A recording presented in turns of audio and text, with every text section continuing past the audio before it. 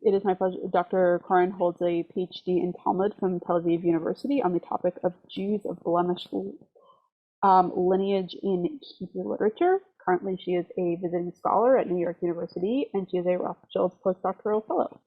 In addition to Drisha, she has taught at Yeshivat Hadar, Bar Ilan University, and the Paideia Institute in Stockholm. She has learned previously in Midrashet Lindenbaum, in Migdal Oz, and Drisha and Matan.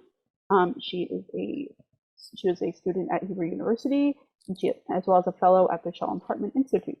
And her current research project is focusing on the culture of study and examination of the personal behavior of rabbis in rabbinic literature.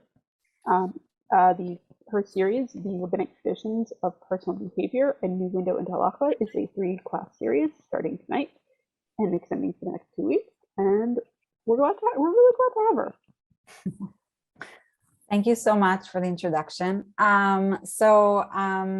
It's really nice to be here at Drisha. I would love to see people's faces as much as I could.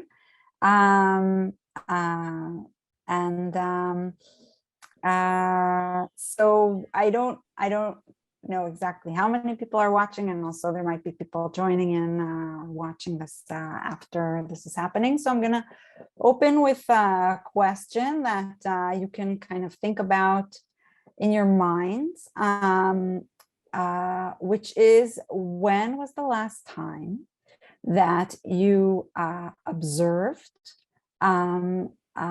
visually the personal practice or habit of a different individual? And this individual could have been a stranger, a colleague, a friend, a teacher, and this could have been a habit or just a one-time thing. When you're thinking about it, when was the last time that you noticed a certain action that someone did? So I will tell about myself that the last time I looked at the personal behavior of a certain individual was today at around 4, when I was riding the subway back home.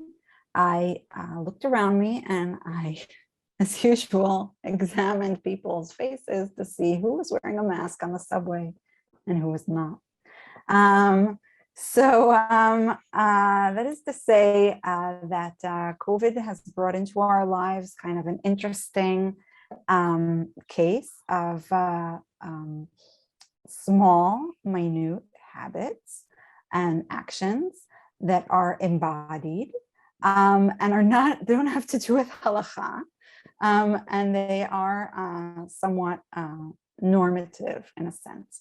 In the halachic context, I think that's something that, at least for myself, I'll say that it is something that is more, that I'm less aware of when I am looking at what other people are doing or what teachers of mine are doing. But it's something that if we think about, I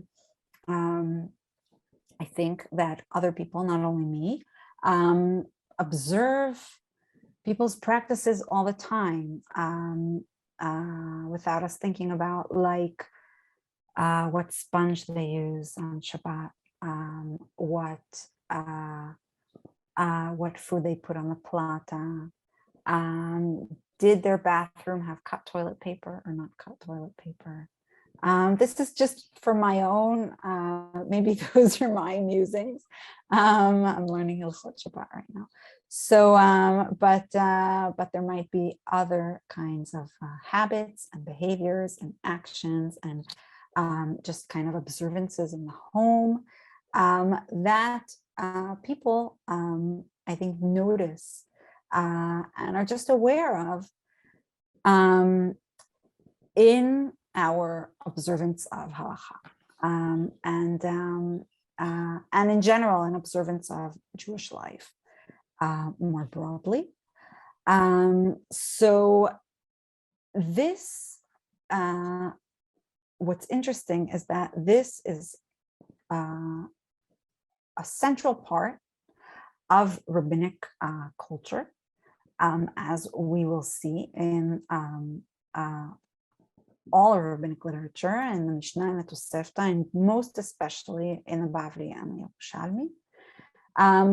But not only are rabbis kind of examining each other and observing each other, but their behavior is also a source of study. It's a source of Torah, in a sense. The small things that they did. And I brought some examples for today. Each week we'll see some different kinds of examples. So the set of examples that I brought today, most of them are around Rabbi Yodana, who compiled the Mishnah from the end, marks the end of the Tanaitic period, the time of the Tanaim, at around the end of the 2nd century. And we will see how small exactly his behavior and habits are observed, and how much they become a part of Torah study. But before we dive into these examples, I just want to start with a more broad example that is kind of will be a starting point for us. I'm going to share the screen in case people don't have the source sheet. So I made a source sheet with Sefaria. It's a very handy tool. So we're gonna, just as an introduction, to jump into this topic of the personal behavior of rabbis as a source of halakha and Torah.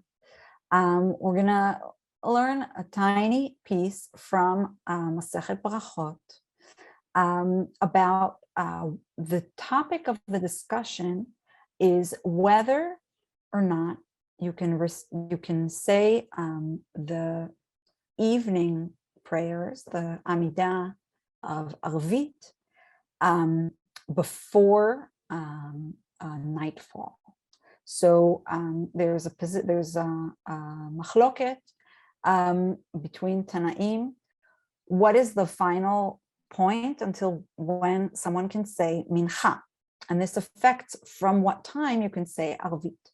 So if so the dispute is between Rabbi Yehuda and Chachamim.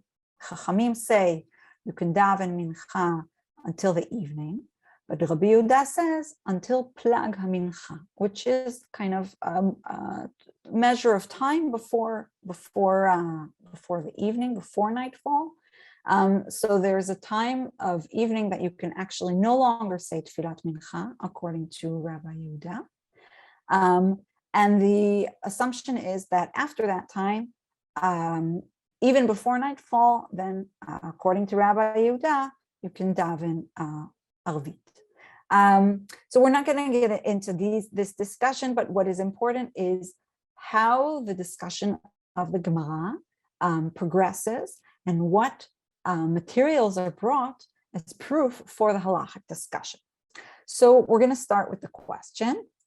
So the Gemara brings a quote from the Mishnah, Tfilat mincha ad ha'erev v'chulei, and then there's a question. So, right, the quote is that the rabbis say that mincha is until the evening, but Rabbi Yehuda, this isn't brought here, Rabbi Yehuda says until plag mincha, until this moment before the evening. Amar le Rav Chisda le Rav Yitzchak. So Rav Chisda said to Rav Yitzchak, Hatam amar Rav Kahana halakha ki Rabbi Yehuda ho'ilu tnan bivchirata kivate. Hacha mai. So in the case of Shacharit, that is over there, we have a statement by Rav Kahana that halakha is like Rabbi Yehuda for a certain reason. But what is the case with Arvit? Ishtik velo amar le velo midi. So he was silent and he did not say anything. Amar Rav Chisda nechzei anan. Rav Chisda said, let us see. מדרב מצלי של שבת בערב שבת מבעוד יום שמע מינה הלכה כרבי יהודה. So let us see, what is the proof that Rav Chisda brings? he brings a proof from the personal practices of Rav, the Amora Rav. Rav would daven the evening Shabbat prayer, Arvit of Shabbat, on Erev Shabbat, before, in a sense, before nightfall. So because Rav would do this, we should infer from this Shema Mina that the Halakha is like Rabbi Yehuda.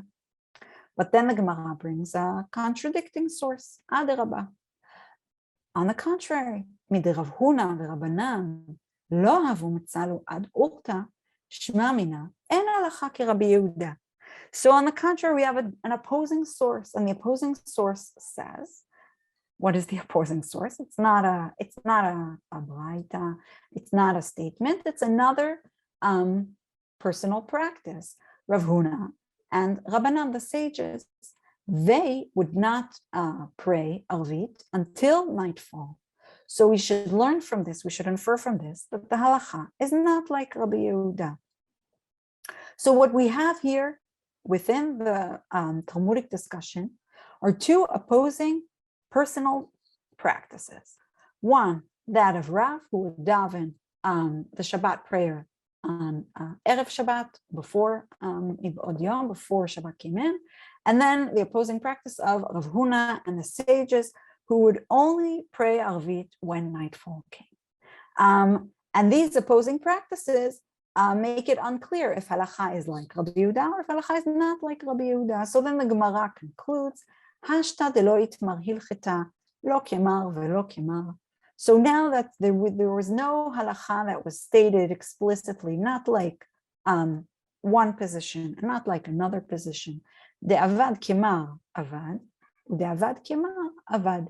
So whoever practices or performs acts like one sage, that is legitimate, that is a legitimate practice, and whoever practices like a different sage, that is also a legitimate practice. And what's fascinating about this sugya, about this piece, is that all of the proofs are not, they're not memrot, they're not statements, they're not braitot, they're not Tanaitic teachings. The proofs are, these two opposing proofs are the personal practice of one rabbi versus the personal practice of another rabbi. And when the Gemara says, whoever performs like one rabbi has performed legitimately, and whoever performs like another rabbi has performed legitimately, it's not referring to people performing according to a certain psak, according to a certain ruling, but it's people performing based on a different rabbi's practice. So people who are performing the halakha are, in a sense, imitating or practicing exactly what these two opposing rabbis practice themselves. I'm just going to look at the chat. Okay, everything's good. Okay. So, and this is a segue into, I'm going to now stop the share screen. Okay, so this sugya is a segue into the topic that I'm researching now, which is the place of traditions of personal behavior in halachic fabric of discussion in the Gemara. These were two in Masechet Brachot, in a small sugya. So I've gone through, now I can tell you just some broad data. Masechet Brachot and the Bavli and the Yerushalmi and the Mishnah and the Tosefta. Together, they have 272 traditions of personal rabbinic behavior. And they, in a sense, they are almost invisible, in the sense that we almost don't even notice that they're there. They're just part of the Talmudic discussion.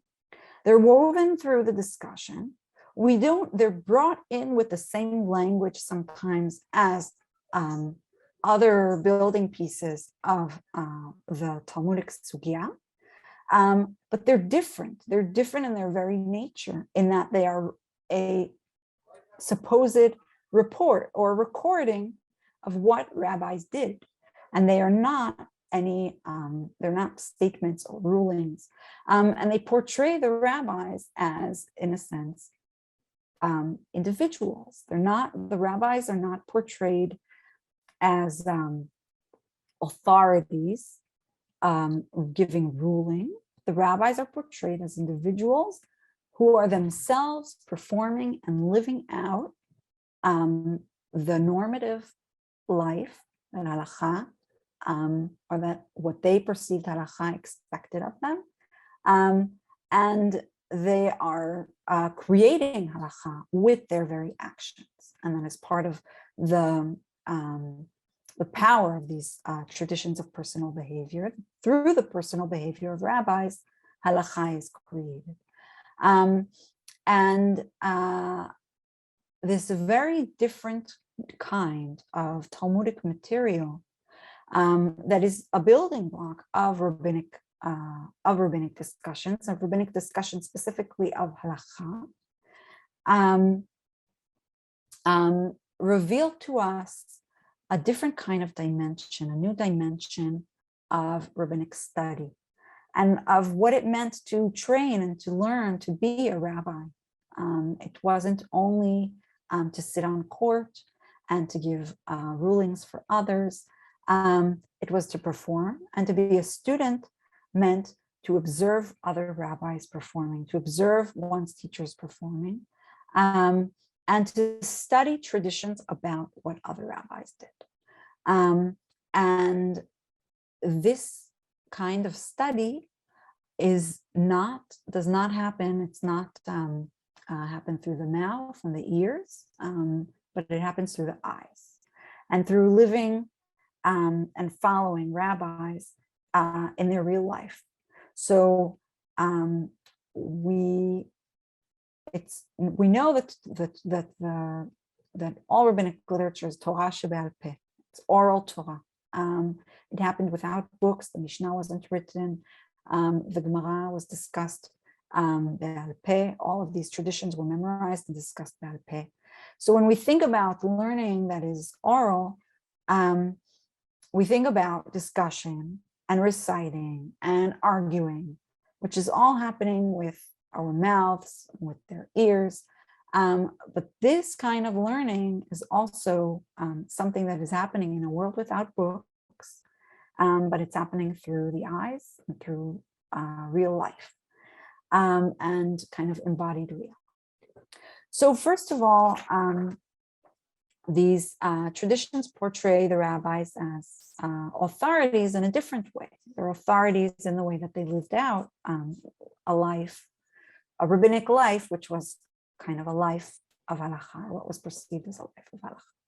But it actually gets more complicated or more interesting, I think, because a lot of these traditions are not so simple in the way that they portray the rabbis. And we're going to see this momentarily. So as we're learning the other traditions that are going to focus around Rabbi Yodana, we're going to see two sugyot that bring three different traditions about Rabbi Yodana, and they weave among them also other traditions of other rabbis that are connected to it. I want us to think, what really is the weight or authority that is ascribed to the rabbi's behavior? How much is he a figure of authority? How much does he represent what is halakha? How much is he a role model? Or is this something else? So let's dive in. So I'm sharing my screen again. Okay.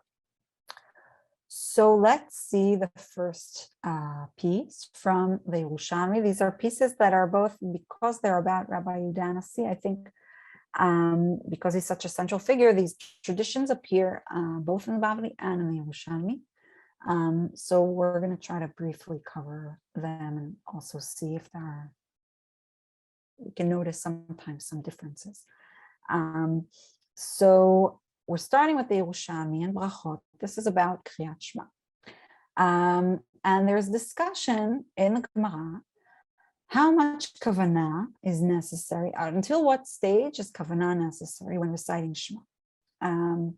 So there's a statement by Bar Kapara who says, Bar Kapara amar, en lach tzarich kavanah, ela shlosha psukim arishonim bilvad. So only the first 3 verses of Kriyat Shema need kavanah. And from then on, there's no need for kavanah. Utanichen v'shinantam, ad kan lechavana, mikan va'elach leshinun. So there's also a braita that says this, that the word v'shinantam in the first passage of Shema, from that moment, there's no need for kavanah anymore, just for kind of recitation without kavanah. I think the assumption is that it's hard to achieve kavanah in the entirety of Shema, and so we focus our kavanah just on the beginning. And what's fascinating is in the Gemara, there's this jump from the requirement of kavanah to the very requirement of reciting Shema as something that Rabbi Yodana did not recite the full passages of Shema. So here we go. Rav Sha'il Rabbi Chia Rabba. So Rav asked Rabbi Chia Rabba, V'leina chamei l'Rabbi, mekabel alav malchut shamayim.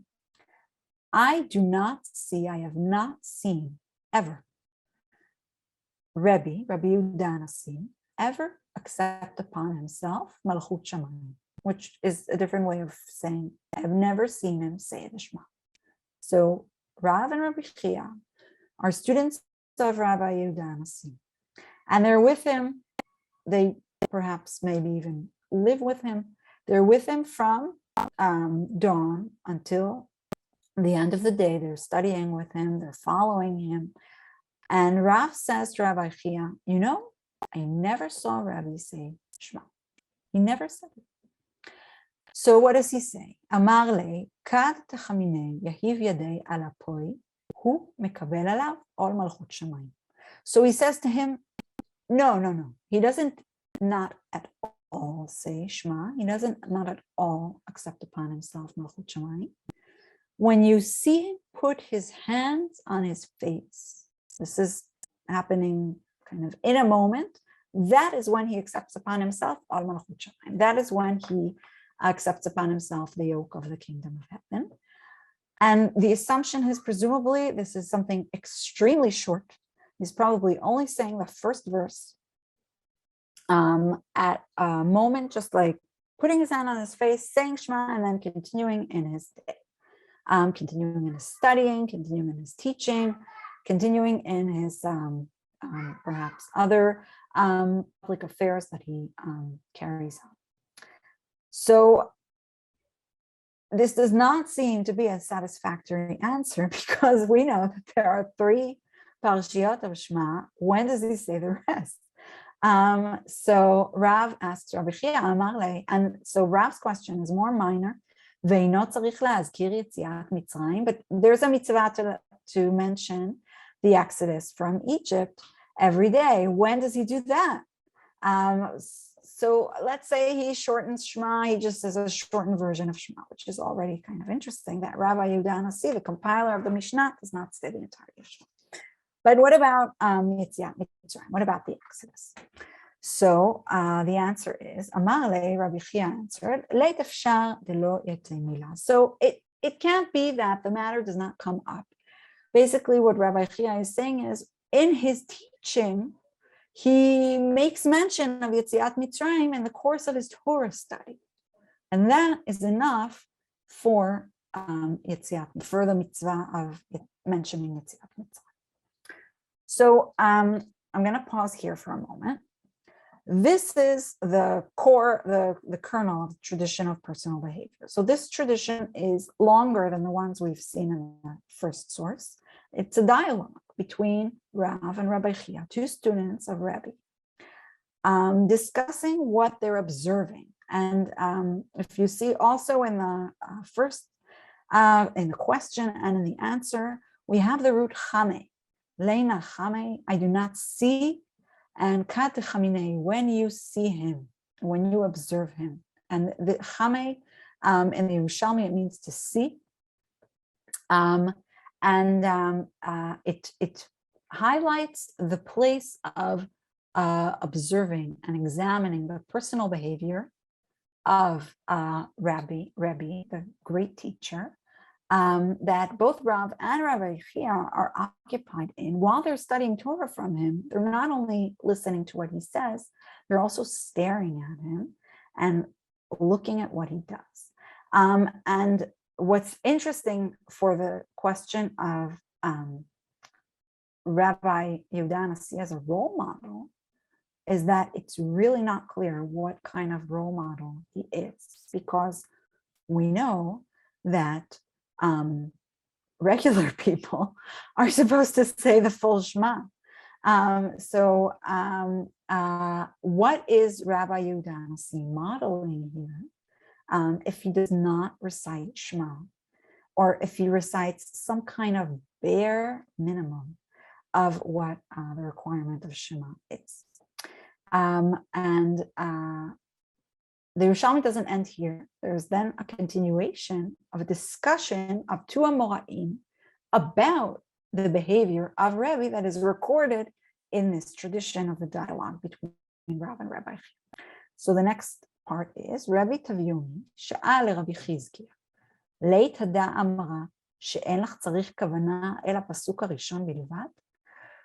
So Rabbi Tavyomi and Rabbi Chizkiah are taking this back, taking the actions of Rabbi Yodana. See, they're not inferring from this that no one has to say Shema.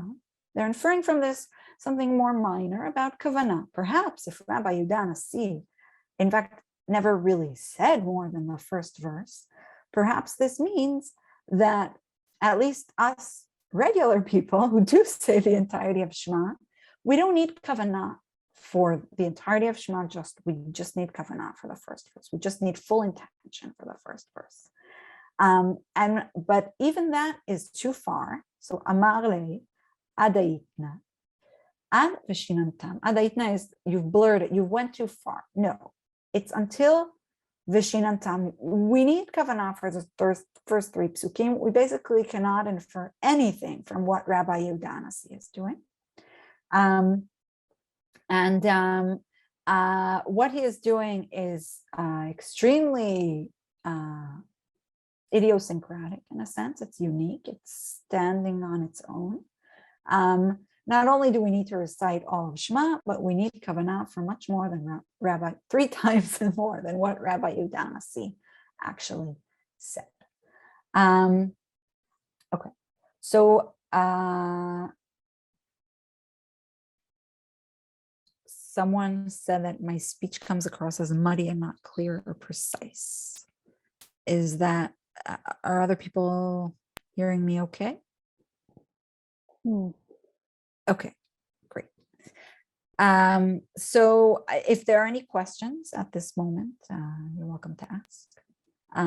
We can continue with the Bavli if there are no questions.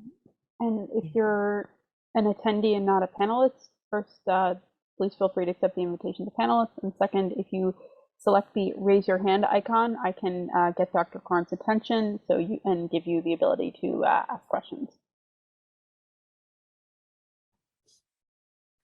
Okay, so I'm going to continue with the Bavli, assuming there are no questions. But really feel free to jump in. And we're going to see how the Bavli is working with this tradition, but it develops it somewhat. So first of all, in the Bavli, there's a Braita, Tanu Rabbanan, Shema Yisrael, Hashem Eloheinu, Hashem Echad, Ad kan tzricha kavanat halev, Divrei Rabbi Meir. So we now have a position of Rabbi Meir that it's not as extreme as what Rabbi Yodana did, that we don't need to say more than Shema Yisrael, Hashem Eloheinu, Hashem Echad, but that until at this point, there's a requirement of kavanat halev, of intention of the heart. And after the first verse, there is no more any need for kavanah, for intention. These are the words of Rabbi Meir, and Rava says that the halakha is like Rabbi. And then we have another Braita that turns the actions of Rabbi Yodana into kind of a more normative kind of statement, or it's interesting what is the nature of this braita exactly. Tanu Rabbanan, Shema Yisrael, Hashem Eloheinu Hashem Echad, Zo Kriyat Shema Shel Rabbi Yehuda HaNasi. So Rabbi Yehuda HaNasi's practice is now formulated as a braita. Is this ideal? It's unclear. This is what he did, so that's what it was. And now we have the conversation between Rav and Rabbi Chia. Amar lei Rav Rabbi Chia, lo chazina lei leRabbi, demekabel alei malchut shamayim. So again, it's a similar statement. I never saw Rabbi accept upon himself malchut shamayim, the kingdom of heaven. Amar lei bar parte, בשעה שמעביר ידיו על פניו, מקבל עליו עול מלכות שמיים. So a similar answer, when he passes his hands on his face, that is when he accepts upon himself malchut shamayim, the kingdom of heaven. And now we have a discussion that's a discussion of the practices of Rabbi Yehuda HaNasi. It's a Talmudic discussion of the personal behavior. And the Gemara asks, Chozer v'gomra, oino chozer v'gomra. And this is, we know this style from other kinds of Talmudic discussions, but in this case, this style is not about a certain theoretical question. It's about what was the practice of Rabbi. Does Rabbi Yodana go back afterwards at a certain point and actually he does recite the entirety of Shema, or does he not? And already here we also, in this very question, there's also kind of a mitigating of the extremity of Rabbi Yehuda HaNasi's practice. It's kind of apologetic. Well, maybe he doesn't say it at the moment, but perhaps maybe there's a position that he goes back and he does recite it at the end. He just doesn't do it right away.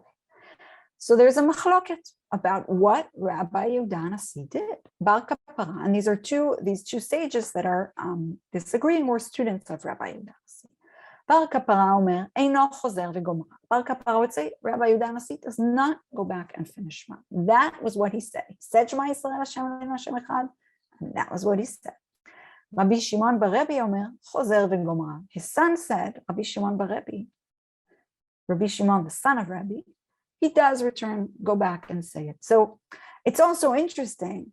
This seems like a theoretical dispute, but a student versus a son disputing what Rabbi Yehuda HaNasi did, it's kind of interesting because we would think that maybe this is information that we just should have knowledge about, but it turns into a source of dispute. And it could be that this dispute is not, it's kind of created in this way, didn't necessarily actually happen. So we have two positions. One is that Rabbi Yehuda HaNasi did finish it, and one is that he didn't. Amar le bar kapara le Rabbi Shimon bar Rabbi. So bar kapara said to Rabbi Shimon, the son of Rabbi, Bishlama ledidi de'amina eino chozer v'gomra. So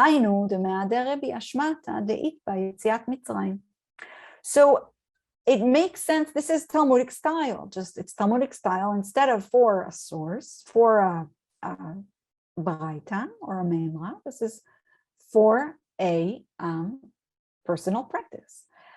It makes sense for me that I say he does not return and finish it and complete the Shema. That is why Rabbi he goes after, he seeks after a teaching, a Shma'ata, that mentions Yetziat Mitzrayim. So in a sense, what Bar Kapara is saying to Rabbi Shimon bar Rabbi is that every day Rabbi Yehuda HaNasi, in his teaching, would find a teaching that had to do with Yetziat Mitzrayim, with the Exodus. Why did he do this? He did this because he had a mitzvah to mention the Exodus. He did not happen to do it in Shema because he didn't say Shema. So he did it during his teaching. But for your position, the amar chozer v'gomra, Lama Leila Adure. So Bar Kapara says to Rabbi Shimon, according to your position that you say that he does finish it, why would he, if he does finish Shema, why does he need to every day make sure that he does he teaches a teaching that has to do with the Exodus? So the answer that is given is Kedei La'azkir Yetziat Mitzrayim Bizman. So it is to mention Yetziat Mitzrayim at its appointed time, probably at a certain time in the morning, the time of Kriyat Shema. There's assumption that we have to mention Yetziat Mitzrayim. So what's interesting is that from the tradition in the Yerushalmi that Rabbi Yodana only said Shema. Well, first of all, the first thing that we saw is that Rav says, I never saw him say Shema. Then we have this apologetic explanation, or perhaps not apologetic, but kind of an explanation that he actually does say Shema. He just only says the first pasuk as he's passing his hands on his face. Okay.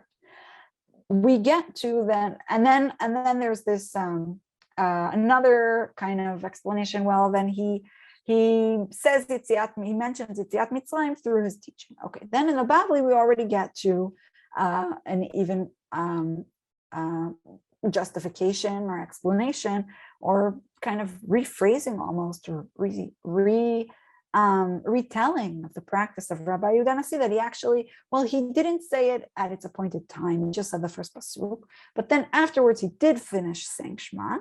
And also he had a teaching about Yetziat Mitzrayim, to say Yetziat Mitzrayim Bizmana, in a sense to put the Rabbi more in a normative sphere of keeping the halakha of Kriyat Shema. So this is to say, it's very interesting to notice how much Rabbi's actions are not, he cannot serve here as a role model. He's clearly not serving as a role model to how someone should say Kriyat Shema. But then what is he a model for? And why is his behavior mentioned? And how does he serve the rabbis as a source of halakha, even when his very actions cannot actually be emulated? So in the Yerushalmi, we saw there was an attempt to infer from it about kavanah. In the bodily, this becomes clear. And now we have an actually even stronger inference of halakha from rabbis' actions regarding Kriyat Shema of the night time. So, the next piece of the Gemara infers from this, seemingly. Amar Rabbi Ela, Brei de Rav Shmuel bar Marta, Mishmei de Rav, Amar Shema Yisrael, Hashem Eloheinu, Hashem Echad, v'ne'enas b'sheina, yatza. So Rabbi Ela, the son of Rav Shmuel bar Marta, in the name of Rav, said, if someone says the first pasuk, Shema Yisrael, Hashem Eloheinu, Hashem Echad, and falls asleep, he's exhausted or she's exhausted, and they are so tired and they had such a long day, and they need to say Shema at night, they say the first pasuk and they just fall asleep. And if this happens to them, yatza, they fulfill their obligation. And this is connected to what Rabbi did. So in a sense, his actions are modeling perhaps what halakha could be. And now we have two models of rabbis, Babylonian sages, who acted in this very way. Amar le Rav Nachman le Daru Avdi. So Rav Nachman said to a slave, Daru. A lot of these traditions mention slaves as part of the people accompanying the rabbis, and it's troubling for, I'm just going to mention because there is a lot of mentioning of slaves, but we're not going to get into that now. So Rav Nachman would tell Daru, his slave, Bifsuka kama tsa'aran, tfei lo tetzara. So in the first verse, disturb me or pain me, meaning wake me up. If I fall asleep in the middle of the first verse, wake me up.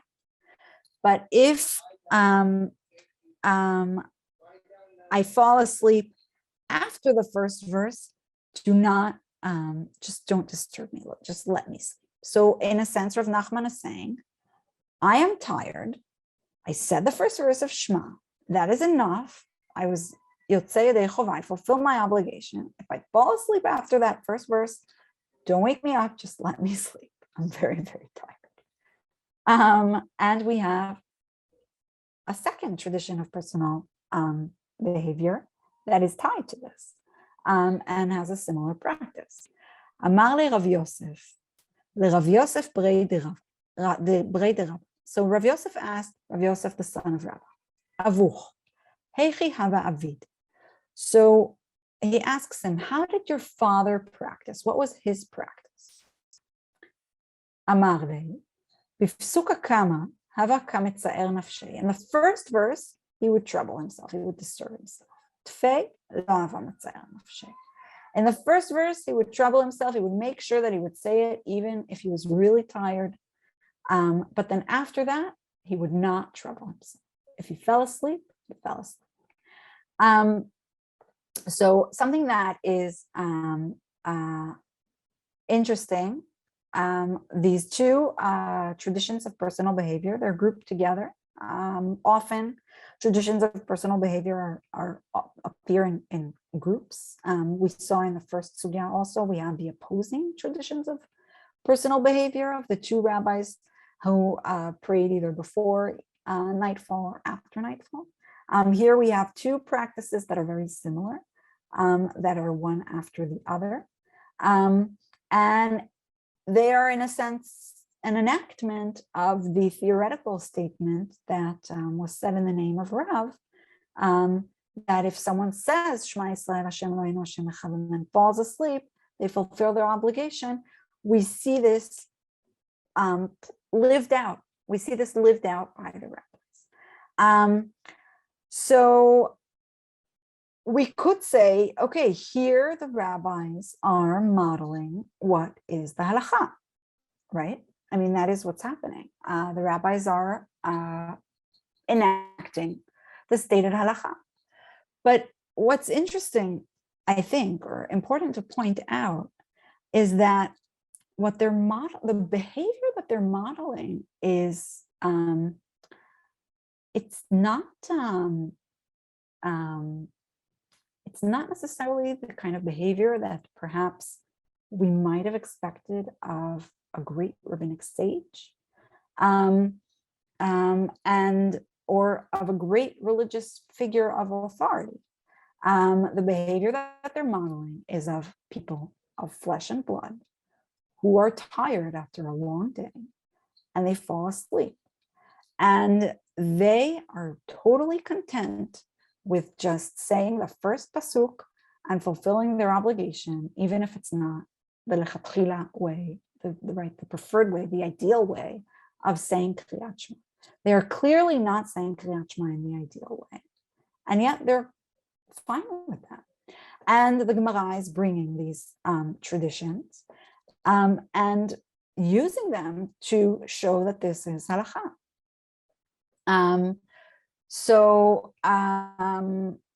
Perhaps the rabbis here are serving as role models, but it's really interesting to think about what kind of role models they are and whether or not how different are they from what perhaps contemporary Jews expect of rabbis today and of the type of behavior that they should be modeling. Okay, so we have 10 more minutes. If anyone has questions, I'd love to hear just comments or thoughts or observations. And if you have a question, but you're not sure how to make yourself seen, please take advantage of the raise hand icon, and I'm sending around promotions to panelists so you can also ask them face to face. All right, Joan, please speak up. I love what you're talking about because it really, I love the flesh and blood human quality of these people, of them as people. And it, instead of thinking that a role model is somebody who you aspire to be like in terms of making yourself superhuman. It's okay to be human. I think that's really a lovely lesson. Thank you. Yeah, I agree. I really appreciate these traditions, the ones that, especially because of that. Yeah.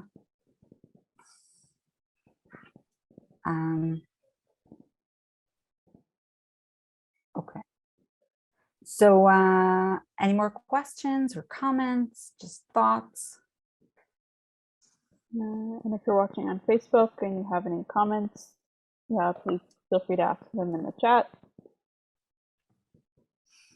I will ferry them along. Okay. So I'll just say one more thing, connect to what Joan said. If we think, so this is kind of at the same time period of the Bavli and the Yerushalmi, there are there's a genre that starts in the Christian world, in the contemporary Christian world, that are called Ideographies, which is something that you might be familiar with just in general. The idea of a hagiography is the telling of lives of holy people for them. And usually in hagiographies, the standard is that the holy men and women that are being described are almost angelic. They're not flesh and blood. They fast all the time. They're never tired. They wear the scratchiest clothing, and they sleep on thorns, and what is really what I really love about, I mean, they're the examples that I brought to you about rabbis being tired, and they're so brief, but they contain so much about the ethos of what it means to be a rabbi and what it means to model halakha, and also the range of what halakha can offer, that it's okay to be tired and to just say the first verse. I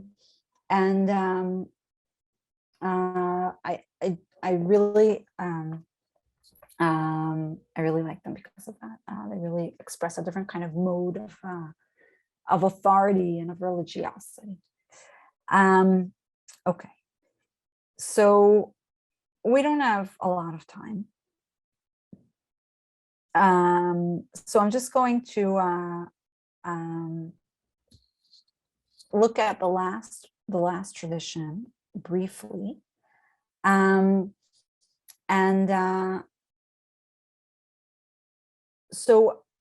the last tradition is actually made up of several. So the last piece actually has 3 different traditions in it.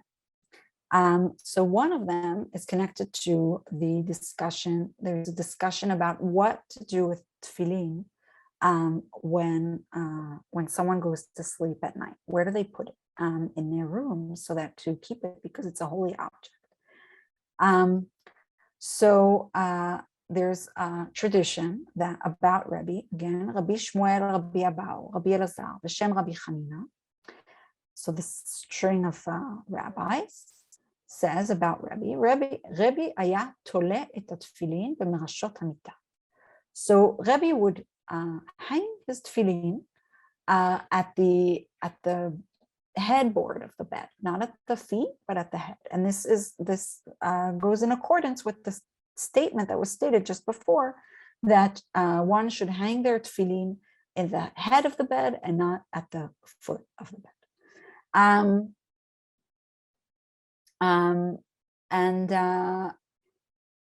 What's interesting is that in the Bavli, this is formulated somewhat differently, and this is seen as just a scandal,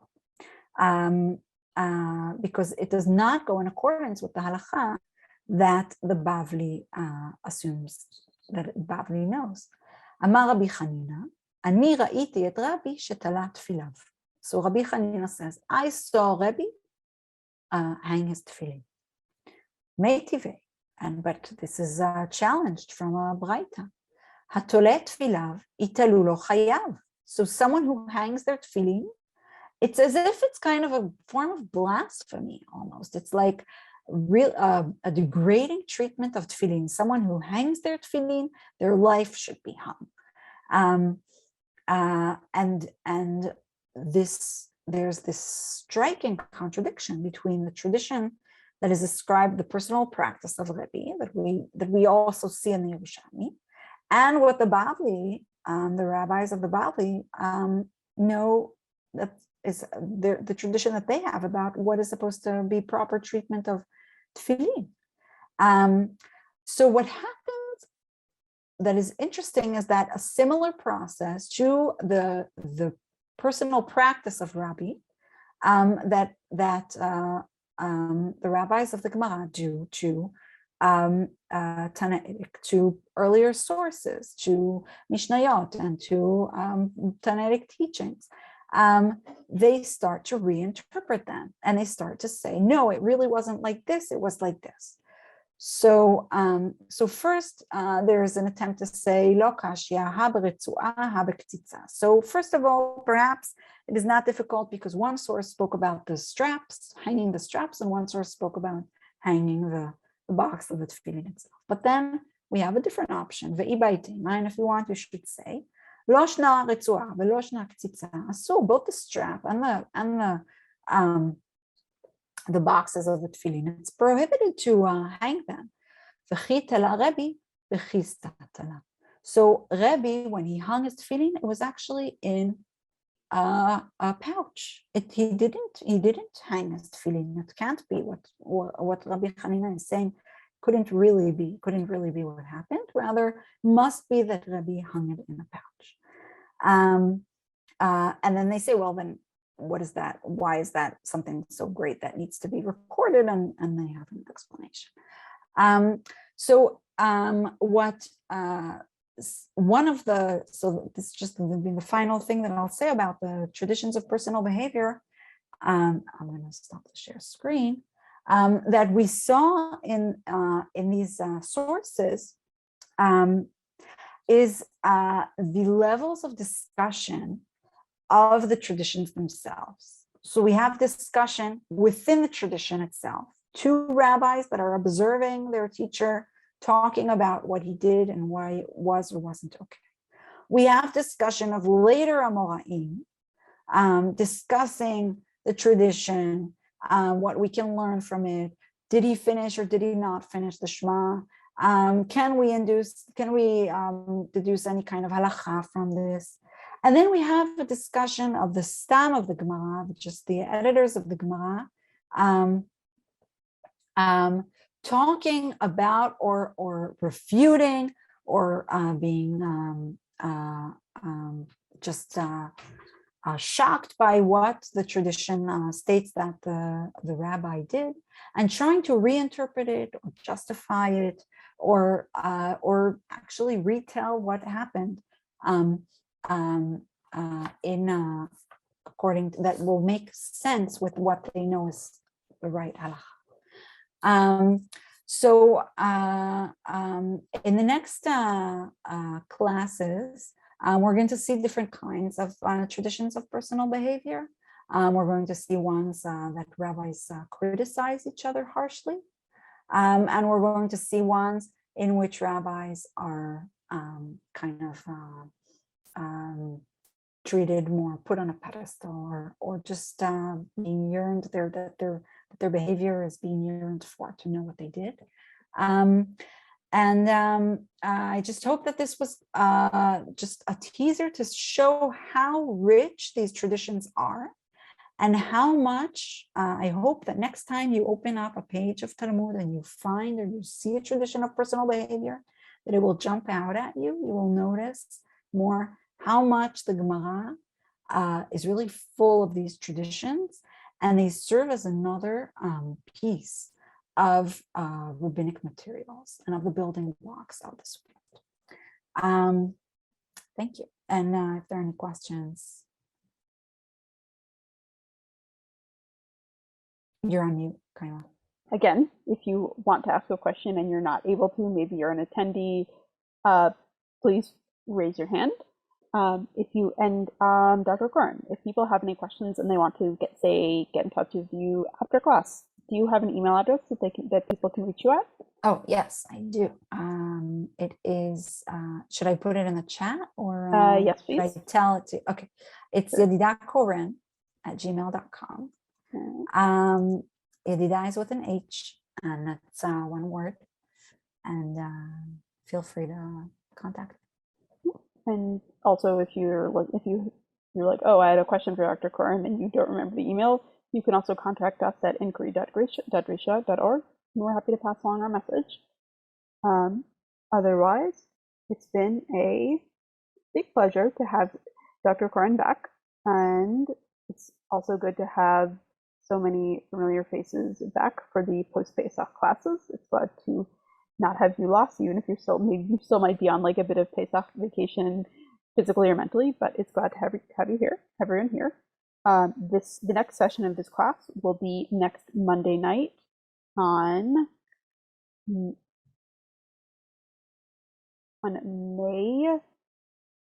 Yes, yeah, we'll be in May by then. Oof. May 2nd. May 2nd, same time, 8 p.m. Eastern.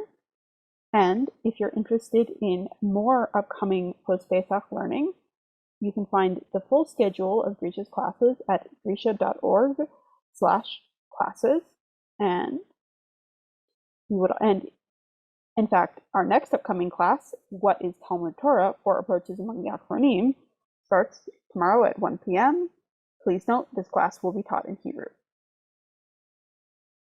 All right, but otherwise, it's been a pleasure to see everyone. Pleasure to learn with you again, Dr. Koren, and have a good evening.